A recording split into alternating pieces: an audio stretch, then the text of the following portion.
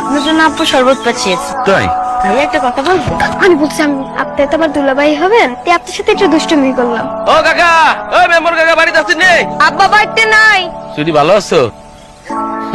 ও আচ্ছা ভাই, টাউনের সময় আপনার তো আমি ব্যানে করে আনছিলাম। ব্যানে বসে বসে অনেক কথা কইছি, কথাগুলো আসলে মিথ্যা। আসলে হাজারে সে তো আমাকে এলাকার বোন, তারে বিয়া দিমু কোন ছেলের কাছে, তার একটু পুরো 10 গ্রামে একটা মায়া পাইবেন না।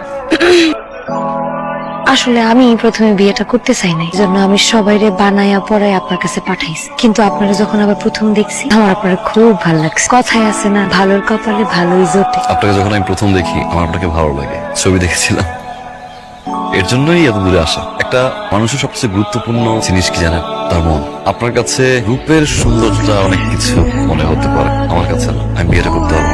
সরি। আরেকটা কথা, আপনি ঠিকই বলেছেন, ভালোর কপালে ভালোই জোটে।